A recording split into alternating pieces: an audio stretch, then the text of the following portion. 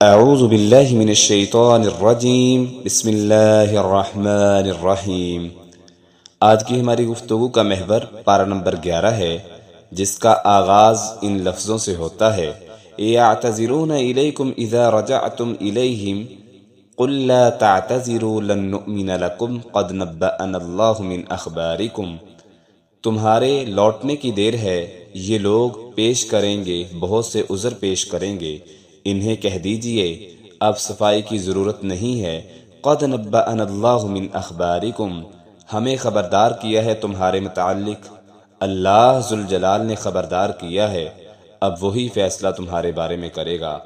اور اختتام ان لفظوں سے ہوا ہے: یعلم ما یسرون وما یعلنون انہ علیم بذات الصدور۔ جو کچھ چھپاتے ہیں اور جو کچھ وہ ظاہر کرتے ہیں، یقیناً وہ اللہ جاننے والا ہے، جو سینوں کی باتوں کو بھی جانتا ہے اور جو کچھ تم چھپاتے ہو سب کو جانتا ہے۔ پارے کے آغاز میں اپنی ہی غلطیوں پر پردہ ڈالنے کے لیے مختلف بہانوں کا تذکرہ، پارے کے اختتام میں اللہ ذوالجلال کے ظاہر باطن سے خوب واقف ہونے کا تذکرہ ہمارے لیے یہ پیغام رکھتا ہے کہ ماضی کی غلطیوں کو زبان کے الفاظ سے مختلف ہیلوں اور بہانوں سے ریز کرنے کی بجائے عمل سے ریز کرنے کی کوشش کریں۔ خوبصورت نیت کے ساتھ عمل جتنا خوبصورت ہوا کرتا ہے، اللہ سبحانہ و تعالی عمل کرنے والے کو اپنا بنا لیا کرتے ہیں۔ جتنی نیت اچھی ہوتی ہے اتنا عمل اچھا ہوتا ہے، جتنی نیت میں اخلاص ہوتا ہے اتنا ہی اللہ رب العزت کے ہاں وہ عمل قابل قبول ہوتا ہے۔ جتنا انسان اللہ کی رضا کو حاصل کرنے کی کوشش کرتا ہے، اللہ سبحانہ و تعالی ایسے شخص پر جلدی راضی ہو جاتے ہیں۔ تو آئیں اس پارے کی روشنی میں دیکھتے ہیں وہ کون سے عمل ہیں جن سے اللہ تعالی انسان کو اپنا بنا لیا کرتے ہیں، اور وہ کون سے عمل ہیں جس سے انسان رب کے تعلق سے محروم ہو جایا کرتا ہے۔ سب سے پہلے صدقات و خیرات کرنا۔ اللہ تعالیٰ فرماتے ہیں: وَيَتَّخِذُ مَا يُنْفِقُ قُرُبَاتٍ عِنْدَ اللَّهِ وَصَلَوَاتِ الرَّسُولِ۔ اللہ کی راہ میں خرچ کرتے ہیں، اللہ کی راہ میں جو لوگ خرچ کرتے ہیں اور ان کی نیت یہ ہوتی ہے کہ اللہ کا قرب مل جائے، پیارے حبیب کی دعا مل جائے، تو سَيُدْخِلُهُمْ فِي رَحْمَتِي۔ یاد رکھنا، جو اللہ کی رضا کے لیے عمل کرتے ہیں اللہ تعالی انہیں اپنی رحمت میں داخل فرمائے گا۔ یقیناً رب تعالی بخشنے والا اور رحم کرنے والا ہے۔ اسی طرح اللہ سبحانہ و تعالی نے پکی سچی توبہ کرنے والوں کا تذکرہ کیا: الم یعلموا ان اللہ هو یقبل التوبۃ عن عباده ویأخذ الصدقات وان اللہ هو التواب الرحیم۔ کیا ان کو یہ خبر نہیں کہ اللہ ہی قبول کر لیتا ہے، اپنی بندوں کی توبہ قبول کرتا ہے، وہی صدقات قبول کرتا ہے، اللہ تعالیٰ توبہ قبول کرنے والے اور مہربان ہیں۔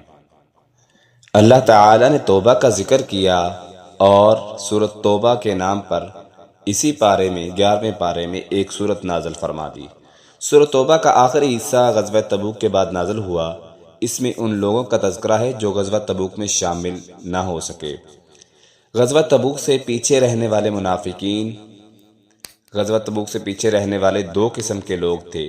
ایک منافق جو اس لیے شریک سفر نہیں ہو سکے کہ یہ جنگ دنیا کی سپر پاور سے تھی، ان کا خیال تھا کہ اس جنگ میں کوئی مسلمان بچ کر واپس نہیں آئے گا، لہٰذا ہم جنگ میں نہیں جاتے، ہماری جانیں بچ جائیں گی۔ ان کے علاوہ کچھ پکے اور سچے مسلمان بھی تھے جو محض سستی کی وجہ سے جہاد سے پیچھے رہ گئے، اور اس پر وہ سخت نادم شرمندہ بھی تھے۔ جب رسول اللہ صلی اللہ علیہ وسلم واپس تشریف لائے تو منافقین نے حاضر ہو کر طرح طرح کے بہانے بنائے، اور ان کے متعلق اللہ تعالیٰ نے فرما دیا۔ پارے کا آغاز اسی لفظوں سے ہوا: یعتذرون الیکم اذا رجعتم الیہم قل لا تعتذروا لن نؤمن لکم۔ تمہارے سامنے یہ عذر پیش کریں گے جب تم ان کی طرف لوٹ کے واپس جاؤ گے، کہہ دیجئے عذر مت کرو، ہم ہرگز تمہارا یقین نہیں کریں گے۔ بے شک اللہ ہمیں تمہاری کچھ خبریں بتا چکا ہے، اور عنقریب اللہ تمہارا عمل دکھا دے گا، اور پھر ہر چیز کو وہ جاننے والا ہے، اسی کی طرف لوٹائے جاؤ گے اور وہ تمہیں بتائے گا کہ جو تم عمل کرتے رہے ہو۔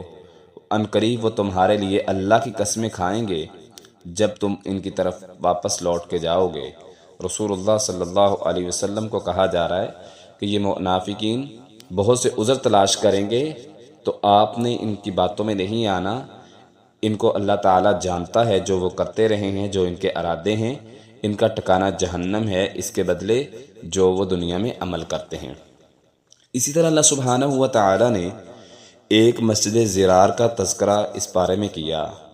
ہوا یوں تھا کہ منافقین کے کچھ لوگ جو ظاہر میں اسلام کا البیدہ اوڑھ کر مسلمانوں کو اندر سے نقصان دینا چاہ رہے تھے، مسلمانوں اور اسلام کے خاتمے کے لیے ایک عالمی نیٹ ورک بھی بنائے ہوئے تھے۔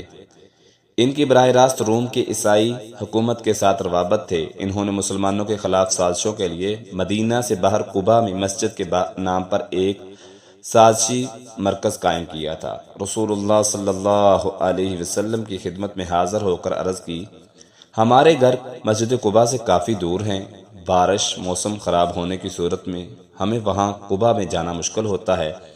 ہم اپنے محلے میں ایک مسجد بنائی ہے، آپ اس کا افتتاح فرما دیں۔ رسول اللہ صلی اللہ علیہ وسلم غزوہ تبوک کی تیاریوں میں مشغول تھے، اس لیے فرمایا کہ میں واپس آ کر اس کا افتتاح کروں گا۔ رسول اللہ صلی اللہ علیہ وسلم جب واپس تشریف لائے تو آپ نے اس مسجد کا افتتاح کرنا چاہا، تب اللہ تعالیٰ نے ان کے مقاصد کو آگاہ کر دیا کہ انہوں نے مسجد کس لیے بنائی ہے۔ اللہ فرماتے ہیں وَالَّذِينَ اتَّخَذُوا مَسْجِدًا ضِرَارًا وَكُفْرًا وَتَفْرِيقًا بَيْنَ الْمُؤْمِنِينَ وَإِرْصَادًا لِمَنْ حَارَبَ اللَّهَ وَرَسُولَهُ۔ اے میرے نبی، انہوں نے مسجد بنائی ہے، اور وہ لوگ جنہوں نے ایک مسجد بنائی نقصان پہنچانے کے لیے اور ایمان والوں کے درمیان پھوٹ ڈالنے کے لیے، یہ لوگ ایسے لوگ ہیں جو مسلمانوں کو نقصان دینا چاہتے ہیں۔ یہ آپ کے سامنے ضرور قسمیں کھائیں گے کہ ہم نے بلائی کے سوا کوئی ارادہ نہیں کیا۔ اللہ تعالیٰ زیادہ جانتے ہیں جو ان کے ارادے ہیں۔ یہ وہ لوگ ہیں جو یقیناً جھوٹے ہیں۔ یقیناً مسجد تو وہ ہے کہ جس کی بنیاد پہلے دن سے تقوی پر رکھی گئی، زیادہ حقدار ہے کہ تم اس میں کھڑے ہو۔ یعنی نبی کریم صلی اللہ علیہ وسلم کو کہا جا رہا ہے کہ آپ اس مسجد کا افتتاح کرنے جا رہے ہیں جس کی بنیاد ہی اس بنا پر رکھی گئی ہے، اس کی بنیاد ہی اس بنا پر رکھی گئی ہے کہ یہاں مسلمانوں کو خلاف کرنے کے لیے، مسلمانوں کو نقصان پہنچانے کے لیے یہاں انہوں نے منصوبے تیار کرنے تھے۔ یہ مسجد زرار ہے، آپ اس مسجد میں کھڑے ہوں جس کی بنیاد ہی تقوی پر رکھی گئی ہے، اور یہ زیادہ حقدار ہیں۔ اس میں جو کھڑے لوگ ہوتے ہیں وہ اللہ کے بہت پاکیزہ بندے ہیں۔ اللہ تعالیٰ پاک بندوں سے، پاک لوگوں سے محبت کرتے ہیں، تو آپ مسجد تقوی کو اختیار کریں، اس مسجد کا افتتاح نہ کریں۔ اسی طرح اللہ سبحانہ و تعالیٰ نے صحابہ کرام کی تعریف بیان کی کہ صحابی کس کو کہتے ہیں۔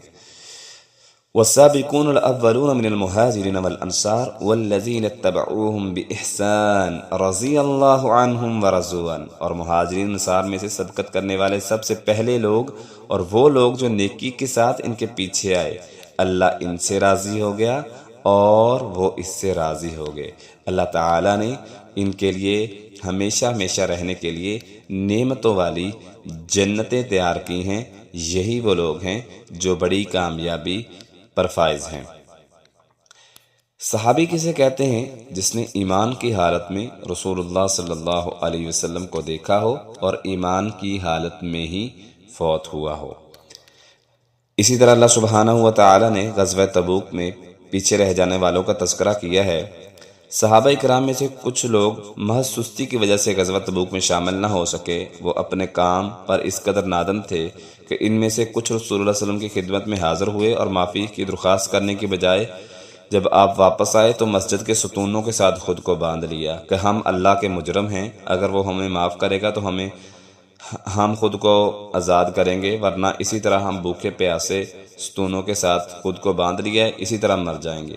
رسول اللہ صلی اللہ علیہ وسلم کو جب خبر ہوئی تو آپ نے فرمایا انہوں نے جلد بازی سے کام لیا ہے، میرے پاس آتے معافی کی درخواست کرتے تو میں انہیں اللہ سے معافی لے دیتا، مگر اب چونکہ انہوں نے خود کو اللہ کے حوالے دے دیا ہے اس لیے اب ان کا فیصلہ خود اللہ ہی فرمائے گا۔ کچھ دنوں کے بعد اللہ تعالی نے ان کی توبہ قبول کر لی اور انہیں ستونوں سے کھول دیا گیا۔ اللہ تعالیٰ فرماتے ہیں وَآخَرُونَ اعْتَرَفُوا بِذُنُوبِهِمْ خَلَطُوا عَمَلًا صَالِحًا وَآخَرَ سَيِّئًا عَسَى اللَّهُ أَن يَتُوبَ عَلَيْهِمْ إِنَّ اللَّهَ غَفُورٌ رَحِيمٌ خُذْ مِنْ أَمْوَالِهِمْ صَدَقَةً تُطَهِّرُهُمْ وَتُزَكِّيهِمْ بِهَا وَصَلِّ عَلَيْهِمْ إِنَّ صَلَاتَكَ سَكَنٌ لَهُمْ۔ اے میرے نبی، اور کچھ دوسرے ہیں جنہوں نے اپنے گناہوں کا اقرار کر لیا، انہوں نے کچھ عمل نیک اور کچھ دوسرے برے ملا دیے، قریب ہے کہ اللہ ان پر مہربان ہو جائے، یقیناً اللہ بے حد بخشنے والا اور نہایت رحم کرنے والا ہے۔ ان کے مالوں سے صدقہ لے، اس کے ساتھ تو انہیں پاک کرے گا اور انہیں صاف کرے گا، اور ان کے لیے دعا کر، بے شک تیری دعا کے نتیجے میں اللہ تعالیٰ ان کو معاف کر دیں گے اور انہیں سکون دے گے، اللہ سب کچھ سننے والا اور جاننے والا ہے۔ اسی طرح 3 صحابہ کرام کا فیصلہ جو ہے وہ مؤخر کر دیا گیا۔ 6 صحابہ کرام تھے جنہوں نے خود کو مسجد کے ستونوں سے باندھ لیا، ان کے علاوہ 3 صحابہ کرام کعب بن مالک، مرارہ بن ربیع اور حلال بن امیہ، یہ 3 صحابہ تھے جنہوں نے خود کو مسجد کے ستونوں سے ساتھ تو نہیں باندھا تھا، مگر رسول اللہ صلی اللہ علیہ وسلم کی خدمت میں حاضر ہو کر سچ سچ بتا دیا اور اس پر معافی کی درخواست کی تو انہیں سزا دی گئی۔ ان میں سے کعب بن مالک بھی ہیں، انہوں نے خود اپنا واقعہ تفصیل سے بیان فرمایا جو بڑا دلچسپ واقعہ ہے۔ کعب بن مالک فرماتے ہیں کہ ہم 3 صحابہ میں تھے جن کی توبہ قبول نہیں کی گئی تھی۔ وہ فرماتے ہیں کہ میں رسول اللہ صلی اللہ علیہ وسلم کے ساتھ غزوہ تبوک اور غزوہ بدر کے علاوہ باقی تمام غزووں میں شریک تھا۔ غزوہ تبوک میں اور غزوہ بدر میں حاضر نہیں ہو سکا سستی کی وجہ سے۔ چاشت کے وقت جب رسول اللہ صلی اللہ علیہ وسلم غزوہ سے تشریف لائے تو میں نے سچ بولنے کا پختہ ارادہ کر لیا، اور آپ کا سفر کا یہ معمول تھا کہ آپ چاشت کے وقت ہی آپ واپس آتے اور سب سے پہلے مسجد میں تشریف لے جاتے اور 2 رکعت نماز پڑھتے۔ کہتے ہیں کہ ہمارے علاوہ اور بھی بہت سے لوگ بظاہر مسلمان اس غزوے میں شریک نہیں ہوئے تھے، لیکن آپ صلی اللہ علیہ وسلم نے ان میں سے کسی سے بات چیت سے منع نہیں فرمایا تھا۔ ہم سے بات چیت کرنا آپ نے چھوڑ دی اور یہ معاملہ طول پکڑتا جا رہا تھا۔ ادھر میری نظر میں سب سے اہم معاملہ یہ تھا کہ اگر کہیں اس عرصے میں میں مر گیا تو آپ صلی اللہ علیہ وسلم مجھ پر نماز جنازہ نہیں پڑھیں گے، یا آپ صلی اللہ علیہ وسلم کی وفات ہو جائے تو افسوس لوگوں کا یہی طرز عمل رہے گا کہ میرے ساتھ ہمیشہ کے لیے کوئی بات نہیں کرے گا، نہ مجھ سے کوئی گفتگو کرے گا اور نہ مجھ پر کوئی جنازہ پڑھے گا۔ ان کے دل میں یہ تڑپ تھی کہ کہیں مجھے کچھ ہو نہ جائے۔ آخر اللہ تعالیٰ نے ان کی توبہ قبول کر لی اور رات کے آخری حصے میں رسول اللہ صلی اللہ علیہ وسلم پر قرآن نازل ہوا۔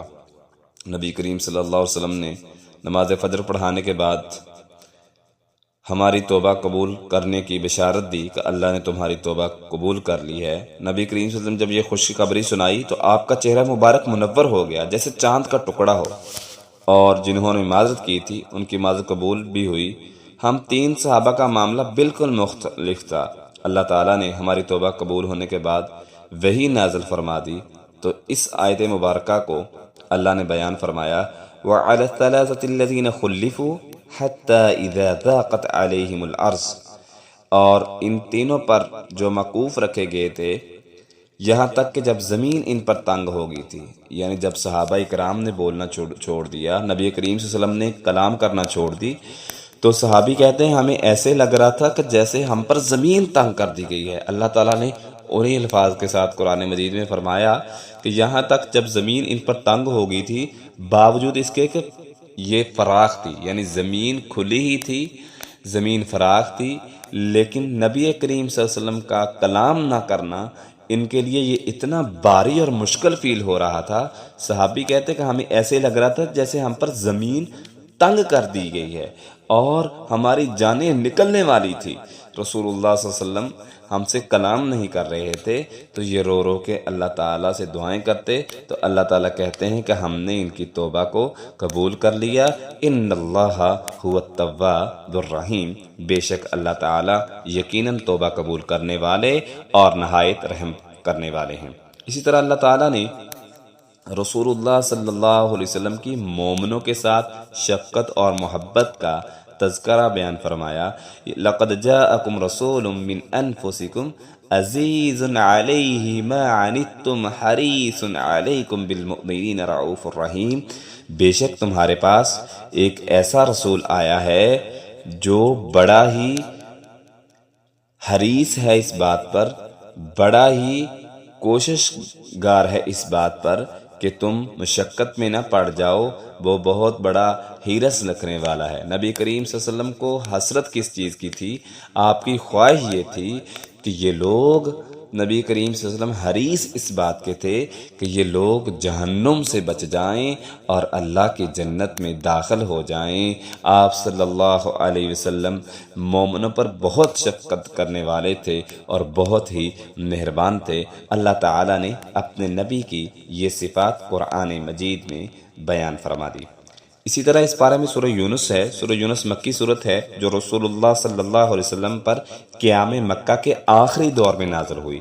اس میں مشرکین مکہ کے کردار کا تذکرہ اور ان کے عقائد کا رد کیا گیا ہے۔ مشرکین عرب رسول اللہ صلی اللہ علیہ وسلم کا انکار اس لیے کرتے تھے کہ وہ انسان ہیں۔ اللہ تعالیٰ فرماتے ہیں اَكَانَ لِلنَّاسِ عَجَبًا أَنْ أَوْحَيْنَا إِلَى رَجُلٍ مِّنْهُمْ أَنْ أَنذِرِ النَّاسَ وَبَشِّرِ الَّذِينَ آمَنُوا أَنَّ لَهُمْ قَدَمَ صِدْقٍ عِندَ رَبِّهِمْ قَالَ الْكَافِرُونَ إِنَّ هَذَا لَسَاحِرٌ مُبِينٌ، کیا لوگوں کے لیے ایک عجیب بات ہوگی ہے کہ ہم نے ان میں سے ایک آدمی کی طرف وحی بھیجی کہ لوگوں کو ڈرائیں، اللہ کی طرف لے کے آئیں، جو لوگ ایمان لائے ہیں انہیں جنت کی بشارت دے دیں، یقیناً ان کے لیے ان کے رب کے ہاں سچا مرتبہ ہے جو ایمان لائے۔ کافروں نے کہا یہ تو کھلا جادوگر ہے۔ مشرکین عرب کا عذاب کا مطالبہ کرنا۔ مشرکین عرب سمجھتے تھے کہ اگر محمد صلی اللہ علیہ وسلم اللہ کے سچے رسول ہیں تو پھر ہمارے انکار کرنے کی وجہ سے ہم پر عذاب کیوں نہیں آتا؟ جیسا کہ پچھلے پارے میں آپ سن چکے ہیں، اللہ تعالیٰ کا یہ اصول ہے کہ جب توبہ استغفار کرنے والے موجود ہوں یا کسی قوم میں نبی موجود ہوں اس میں عذاب نہیں آتا جب تک کہ وہ نبی اور استغفار کرنے والے وہاں سے ہجرت نہ کر جائیں۔ بعض اوقات وہ رسول اللہ صلی اللہ علیہ وسلم کو عذاب لانے کا چیلنج بھی دیتے تھے۔ اللہ تعالیٰ فرماتے ہیں وَلَوْ يُعَجِّلُ اللَّهُ لِلنَّاسِ الشَّرَّ اسْتِعْجَالَهُم بِالْخَيْرِ لَقُضِيَ إِلَيْهِمْ أَجَلُهُمْ فَنَذَرُ الَّذِينَ لَا يَرْجُونَ لِقَاءَنَا فِي طُغْيَانِهِمْ يَعْمَهُونَ، اور اگر اللہ لوگوں کو برائی عذاب جلدی دے، انہیں بہت جلدی بلائی دینے کی طرح جس طرح اللہ کی طرف سے خیر جلدی آتی ہے، اللہ فرماتے ہیں اگر ہم ان کے اعمال کے بدلے ان کو عذاب دیں تو یہ مدت تو بڑی دیر پہلے پوری ہو جانی تھی، اور یہ لوگ اپنی سرکشی کی وجہ سے پھر دیکھتے کہ کس طرح اللہ تعالیٰ کا ان پر عذاب آنا تھا اور کیا انجام رکھا ہے۔ لیکن اللہ کی ذات ہمیشہ رحم کرنے والی ہے اور معاف کرنے والی ذات ہے وہ، اسی لیے اللہ تعالیٰ عذاب کو جلدی نہیں بھیجتے تاکہ لوگ شاید یہ سمجھ جائیں اور یہ اللہ کے عذاب سے بچ جائیں۔ اسی طرح اللہ سبحانہ و تعالیٰ نے کافر اور ناشکرے اور متکبر لوگوں کا تذکرہ کیا۔ اللہ تعالیٰ نے فرمایا یہ لوگ اپنی سرداری کے گھمنڈ میں پڑے ہوئے ہیں، تکبر کرتے ہیں، یہ اللہ کو تب پکارتے ہیں جب کوئی مصیبت میں گرفتار ہوتے ہیں اور جیسے ہی مصیبت ختم ہوتی ہے تو فوراً اللہ کو بھول جاتے ہیں۔ اللہ فرماتے ہیں وَإِذَا ذَقْنَا النَّاسَ رَحْمَةً مِّن بَعْدِ ضَرَّاءَ مَسَّتْهُمْ إِذَا لَهُمْ مَكْرٌ فِي آيَاتِنَا، اور جب ہم لوگوں کو کوئی رحمت چکھاتے ہیں کسی تکلیف کے بعد تو جو انہیں پہنچی ہوتی ہے تو اچانک ان کے لیے ہماری آیات کے بارے میں کوئی نہ کوئی چال ہوتی ہے۔ کہہ دیجئے اللہ تعالیٰ زیادہ تدبیر کرنے والے ہیں، بے شک ہمارے بھیجے ہوئے فرشتے جو ہیں وہ لکھ رہے ہیں جو تم سازشیں کرتے ہو، چالیں چلتے ہو۔ ہوتا یہ تھا کہ جب یہ لوگ کسی سمندر کا سفر کرتے، جب ان کو پتہ چلتا کہ اب کشتی ڈوب رہی ہے، ہواؤں کا رخ تیز ہو گیا ہے، تو یہ فوراً اللہ کو پکارتے اور کہتے کہ ہم تجھ پر ایمان لے آئے اور ہم ہمیشہ کے لیے تیرے تابع رہیں گے، تیری ہی عبادت کریں گے۔ لیکن جب وہ اس کشتی سے اللہ تعالیٰ کہتے ہیں نکل جاتے، لَإِنْ أَنْجَيْتَنَا مِنْ هَٰذِهِ لَنَكُونَنَّ مِنَ الشَّاكِرِينَ، جب وہ کشتی سے نجات پا جاتے تو پہلے کہتے کہ ہم ہمیشہ کے لیے شکر گزار رہیں گے، لیکن جب وہ نجات پا جاتے تو اسی طرح شرکیہ کام کرتے، اللہ کے ناپسندیدہ کام کرتے۔ اللہ تعالیٰ کہتے ہیں یہ لوگ متکبر ہیں، ہماری نعمتوں کو بھول جاتے ہیں۔ ہم بھی پھر ایک وقت آئے گا کہ جب ان کو عذاب میں مبتلا کریں گے اور ہمیشہ کے لیے جہنم میں داخل کر کے ہم بھی ان کو بھول جائیں گے۔ اللہ تعالیٰ ہم سب کو محفوظ فرمائے۔ اسی طرح اللہ تعالیٰ نے متکبرین کی علامات کو بیان کیا ہے کہ جب ان کے پاس ہماری آیات پڑھی جاتی ہیں وَإِذَا تُتْلَىٰ عَلَيْهِمْ آيَاتُنَا بَيِّنَاتٍ قَالَ الَّذِينَ لَا يَرْجُونَ لِقَاءَنَا ائْتِ بِقُرْآنٍ غَيْرِ هَٰذَا أَوْ بَدِّلْهُ، اور جب ان پر ہماری واضح آیات پڑھی جاتی ہیں تو وہ لوگ جو ہماری ملاقات کی امید نہیں رکھتے کہتے ہیں کوئی قرآن اس کے علاوہ لاؤ، اسے بدل دے۔ کہہ دیجئے میرے لیے ممکن نہیں، میں اس کو نہیں بدل سکتا، میں اسی کی پیروی کرتا ہوں جو میری طرف وحی کیا جاتا ہے۔ بے شک میں اپنے رب کی نافرمانی نہیں کرنے والا، میں تو عذاب سے ڈرتا ہوں۔ کہہ دے اگر اللہ چاہتا تو میں اسے تم پر نہ پڑھتا اور نہ وہ تمہیں اس کی خبر دیتا، پس بے شک میں تم میں سے پہلے ایک عمر گزار چکا ہوں تمہارے ساتھ۔ کیا تم نہیں سمجھتے؟ کیا تم ابھی بھی یقین نہیں کرتے؟ تم لوگ تو مجھے صادق الامین کہنے والے ہو، میرے پاس امانتیں رکھا کرتے تھے، تم مجھے سچا کہا کرتے تھے۔ اب میں ایک سچا نبی بن کے آیا ہوں، سچی کتاب لے کے آیا ہوں، اللہ تعالیٰ کی طرف بلانے کی کوشش کرتا ہوں۔ وہی لوگ جو سچا کہا کرتے تھے اب تم میری تکذیب کرتے ہو۔ کیا تم سمجھتے نہیں ہو میں تمہارے اندر ہی عمر گزار کے آیا ہوں؟ آپ لوگوں نے ہمیشہ مجھے امین پایا ہے، میری جوانی پاک پائی ہے، میرا کردار پاک پایا ہے، لیکن اب تم کیوں نہیں سمجھتے؟ اللہ تعالیٰ نے قرآن کا انکار کرنے کی وجہ بیان فرما دی، صرف تکبر کرتے ہوئے۔ قرآن کے مقابلے میں ان کے پاس کوئی دلیل نہیں ہے جس کی بنیاد پر وہ حق کا انکار کر رہے ہیں، بلکہ وہ اپنی جہالت کی وجہ سے انکار کرتے تھے۔ اللہ تعالیٰ فرماتے ہیں ام یقولون افترا قل فأتوا بسورۃ مثلہ وادعوا من استطعتم من دون اللہ ان کنتم کاذبین ان کنتم صادقین، یا وہ کہتے ہیں کہ اس نے قرآن کو خود گڑھ لیا ہے۔ کہہ دیجئے تم اس جیسی ایک صورت لے آؤ اللہ کے سوا جو تم نے شریک ٹھہرائے ہوئے ہیں، معبود بنائے ہوئے ہیں، ان کو اکٹھا کر لو، ان کو بلا لو، ان سے ایک صورت ہی بنوا کے دکھا دو اس طرح کی اگر تم سچے ہو۔ قرآن کا انکار کرنے کی وجہ یہی تھی کہ یہ لوگ جہالت پر مبنی تھے اور جاہلانہ باتیں کرتے تھے۔ جہالت اتنی تھی کہ قرآن کو نہیں سمجھ سکے، بلکہ قرآن کے مقابلے میں یہ بے بنیادی باتیں رکھتے اور نعوذ باللہ کبھی کہتے یہ جادو ہے اور کبھی کہتے یہ خود کی گڑھی ہوئی کتاب ہے، خود کی گڑھی ہوئی کلام ہے، یہ اللہ کا کلام نہیں ہے۔ اللہ تعالیٰ فرماتے ہیں عنقریب ایسا ہوگا جنہوں نے کتاب کو جھٹلا دیا تو یہ لوگ ظالم ہیں اور ہم ظالموں کو ان کا انجام ضرور چکائیں گے۔ اسی طرح اللہ تعالیٰ نے قرآن مجید کی حیثیت کو بیان کیا ہے یا ایھا الناس قد جاءتکم موعظۃ من ربکم وشفاء لما فی الصدور وہدی ورحمۃ للمؤمنین، اے لوگو بے شک تمہارے پاس تمہارے رب کی طرف سے عظیم نصیحت اور سرسر شفا اور سینوں کو ہدایت دینے والا اور ایمان والوں کے لیے سرسرۂ ہدایت اور رحمت ہے یہ قرآن۔ اگر اللہ کا فضل نہ ہوتا قل بفضل اللہ، کہہ دیجئے یہ اللہ کا فضل ہے، اس کی رحمت ہے، سو اسی کے ساتھ پھر لازم ہے کہ وہ خوش ہوں، یہ اس سے بہتر ہے جو وہ جمع کرتے ہیں۔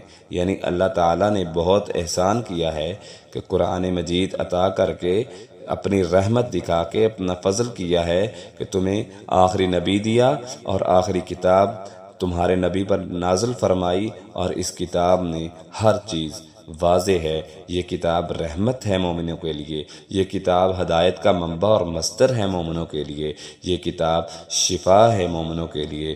جو اس کتاب سے جڑ جاتا ہے وہ اللہ کو اپنے قریب پا لیتا ہے، جو اس کتاب کے ساتھ اپنا تعلق قائم کر لیتا ہے وہ انسان اللہ کے زیادہ قریب ہو جاتا ہے۔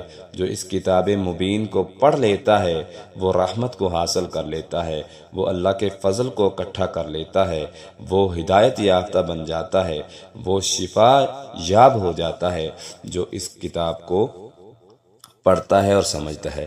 اس طرح اللہ تعالیٰ نے اولیاء اللہ کی پہچان بھی اس بارے میں کرائی۔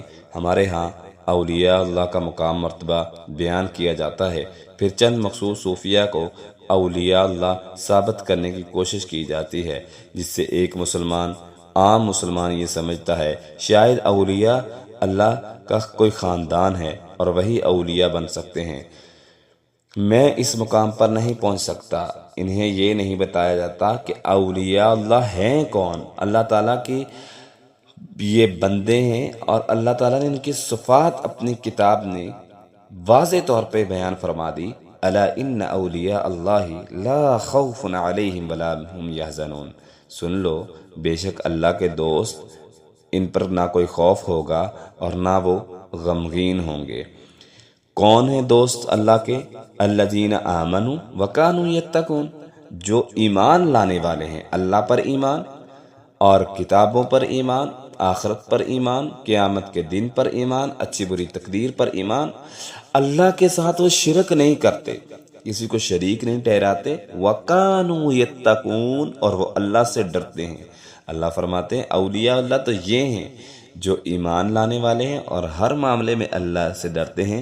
لَهُمُ الْبُشْرَى فِي الْحَيَاةِ الدُّنْيَا وَفِي الْآخِرَةِ، خوشخبری ہے دنیا کی زندگی میں بھی اور آخرت میں بھی ان کے لیے خوشخبری ہے اور بہت بڑی کامیابی ہے۔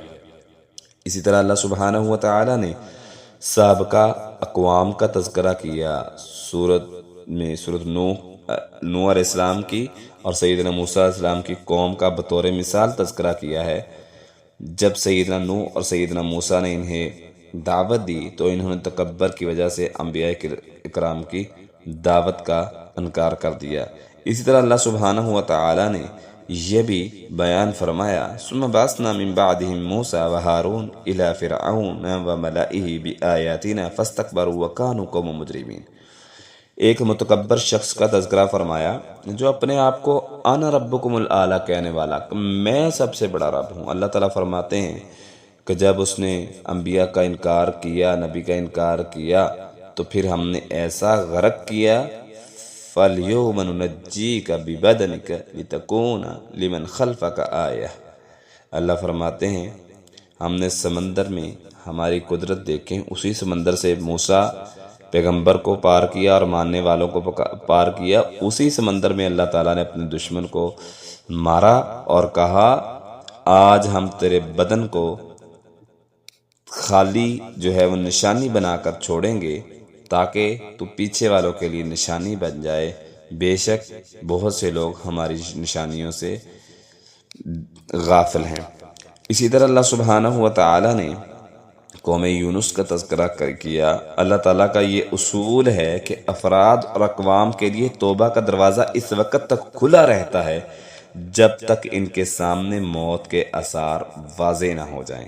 اس کے بعد کوئی ایمان لاتا ہے کہ یعنی ایک طرف موت قریب دیکھ رہا ہے، پہلے ساری زندگی اس نے بغاوتیں کی ہیں لیکن اب آخری وقت ہے، موت کے مراحل شروع ہو گئے ہیں، فرشتے سامنے آ گئے ہیں، تو اب وہ اگر توبہ کرتا ہے تو اس کی توبہ قبول نہیں ہوتی۔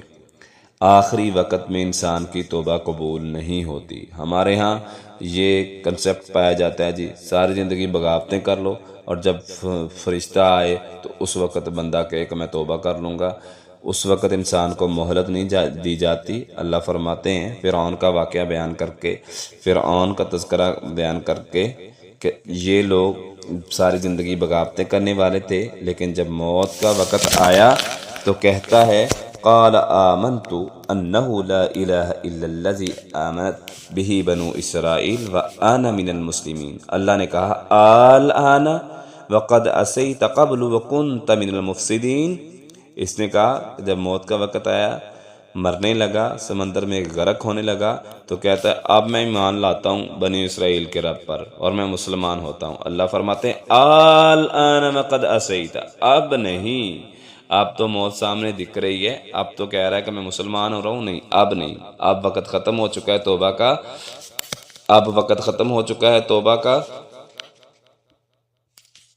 اور اب جو تجھے سزا ملنی ہے وہ مل کے رہے گی۔ وَكُنْتَ مِنَ الْمُفْسِدِينَ، تو اس سے پہلے فساد کرنے والوں میں تھا، تو بڑا کہتا تھا کہ جو میں رب ہوں، میرے علاوہ کوئی اور رب نہیں ہے۔ اللہ تعالیٰ نے اس کو اس کی سزا دی۔ اسی طرح اللہ تعالیٰ نے اس قوم کا بھی تذکرہ کیا ہے۔ ایک اصول تو یہ تھا کہ موت کے وقت انسان توبہ کرتا ہے تو اللہ تعالیٰ اس کی توبہ قبول نہیں کرتے، لیکن جو لوگ سچے دل سے توبہ کرتے ہیں اور اسلام کے لیے ان کی قربانیاں رہی ہیں، اگر کمیاں کوتاہیاں ہوئی ہیں تو اللہ تعالیٰ ایسے لوگوں کو معاف کر دیتے ہیں، جیسا کہ قوم یونس علیہ السلام کا اللہ تعالیٰ نے تذکرہ کیا ہے۔ وجاوزنا ببنی اسرائیل البحر، یہ قوم فرعون کا تذکرہ ہوا، اور اس کے بعد اللہ تعالیٰ نے حضرت یونس علیہ السلام کی قوم کا تذکرہ کیا۔ انہوں نے اپنے نبی کی دعوت کو جھٹلایا، یہاں تک کہ انہیں عذاب کی دھمکی دی، اور 3 دن کا ان کو ٹائم دیا گیا، پھر بھی ماننے پر تیار نہ ہوئے۔ بالآخر عذاب کے آثار شروع ہو گئے۔ جب عذاب کے آثار شروع ہوئے تب انہیں یقین ہوا، اور پوری کی پوری قوم اللہ کے سامنے سجدہ ریز ہوگی۔ اللہ تعالیٰ نے ان کی توبہ کو قبول کر لیا۔ اللہ فرماتے ہیں فَلَوْلَا كَانَتْ قَرْيَةٌ آمَنَتْ فَنَفَعَهَا إِيمَانُهَا إِلَّا قَوْمَ يُونُسَ لَمَّا آمَنُوا كَشَفْنَا عَنْهُمْ عَذَابَ الْخِزْيِ فِي الْحَيَاةِ الدُّنْيَا وَمَتَّعْنَاهُمْ إِلَىٰ حِينٍ۔ سو کوئی ایسی بستی کیوں نہ ہوئی جو ایمان لائی ہو، پھر اس کے ایمان نے اسے نفع دیا ہو یونس کی قوم کے سوا۔ جب وہ ایمان لے آئے تو ہم نے ان سے ذلت کا عذاب دنیا کی زندگی میں ہٹا دیا اور انہیں ایک وقت تک سامان دیا، یعنی ایک وقت تک چھوڑ دیا۔ اللہ تعالیٰ فرماتے ہیں انہوں نے سچے دل سے توبہ کی تھی تو ہم نے ان کو معاف کر کے ان سے عذاب ہٹا دیا۔ اسی طرح اللہ سبحانہ و تعالیٰ نے آخر میں شرک کی ممانعت اور توحید کی دعوت دیتے ہوئے فرمایا وَأَنْ أَقِمْ وَجْهَكَ لِلدِّينِ حَنِيفًا وَلَا تَكُونَنَّ مِنَ الْمُشْرِكِينَ وَلَا تَدْعُ مِن دُونِ اللَّهِ مَا لَا يَنفَعُكَ وَلَا يَضُرُّكَ فَإِنْ فَعَلْتَ فَإِنَّكَ إِذًا مِنَ الظَّالِمِينَ۔ اے میرے نبی کہہ دیجئے وَأَنْ أَقِمْ وَجْهَكَ، اور یہ کہہ کہ تو اپنا چہرہ یکسو ہو کر اسی دین کی طرف سیدھا رکھ اور مشرکوں سے ہرگز نہ ہو، اور اللہ کو چھوڑ کر اس چیز کو مت پکار جو تجھے نفع نہ دے اور نہ تجھے نقصان پہنچائے۔ پھر اگر تو نے ایسا کیا تو یقیناً تو اس وقت ظالموں سے ہوگا، اور اگر اللہ تجھے کوئی تکلیف پہنچائے تو اس کے سوا کوئی دور کرنے والا نہیں۔ اگر وہ تیرے ساتھ کسی بلائی کا ارادہ کر لے تو کوئی اس کے فضل سے ہٹانے والا نہیں۔ وہ اسے اپنے بندوں میں سے جس کو چاہے اپنا فضل پہنچا دیتا ہے، اور وہی بے حد بخشنے والا رحم کرنے والا ہے۔ کہہ دیجئے اے لوگو بے شک تمہارے پاس تمہارے رب کی طرف سے حق آ گیا ہے۔ قُلْ يَا أَيُّهَا النَّاسُ قَدْ جَاءَكُمُ الْحَقُّ مِنْ رَبِّكُمْ فَمَنِ اهْتَدَىٰ فَإِنَّمَا يَهْتَدِي لِنَفْسِهِ وَمَنْ ضَلَّ فَإِنَّمَا يَضِلُّ عَلَيْهَا وَمَا أَنَا عَلَيْكُمْ بِوَكِيلٍ وَاتَّبِعْ مَا يُوحَىٰ إِلَيْكَ وَاصْبِرْ حَتَّىٰ يَحْكُمَ اللَّهُ وَهُوَ خَيْرُ الْحَاكِمِينَ۔ کہہ دیجئے اے میرے نبی لوگوں کو بے شک تمہارے پاس تمہارے رب کی طرف سے حق آ گیا ہے، یعنی قرآن مجید آ گیا ہے، میں سچا نبی آ گیا ہوں۔ تو جو سیدھے راستے پر آیا تو وہ اپنی جان ہی کے لیے راستے پر آتا ہے، یعنی جو سیدھا راستہ ہدایت کے راستے پر آتا ہے وہ اپنے لیے آتا ہے، اور جو کوئی گمراہ ہوا تو وہ بھی اپنے لیے گمراہ ہوا، اور کہہ دیجئے میں تم پر کوئی نگران نہیں ہوں، اور اس کی پیروی کر جو تیری طرف وحی کی جاتی ہے، اور صبر کر یہاں تک کہ اللہ کے فیصلے آ جائیں۔ اللہ تعالیٰ سب سے بہترین فیصلے کرنے والا ہے۔ یہاں نبی کریم صلی اللہ علیہ وسلم کو کہا جا رہا ہے کہ لوگوں کو پیغام بھیجا دیجئے کہ تمہارے رب کی طرف سے حق اور سچ واضح ہے، لہٰذا جو ہدایت پائیں گے انہوں نے اپنی جانوں کو آسان کر لیا ہے، اپنے اوپر کوئی مشقت نہیں کی، اور جو لوگ گمراہ ہو گئے انہوں نے خود کو عذاب میں مبتلا کر لیا ہے۔ میں بے شک اللہ کا قاصد ہوں، پیغام پہنچانے والا ہوں۔ اور نبی کریم صلی اللہ علیہ وسلم کو آخر میں کہا جا رہا ہے کہ آپ لوگوں کی باتوں سے پریشان نہ ہوں، بلکہ اللہ کا پیغام لوگوں تک پہنچاتے رہیں، اور صبر کے ساتھ اس کام پر ڈٹے رہیں، توحید کا پیغام لوگوں تک پہنچاتے رہیں، اور لوگوں کو یہ پیغام پہنچا دیں کہ اللہ تعالیٰ ہی نفع اور نقصان کا مالک ہے۔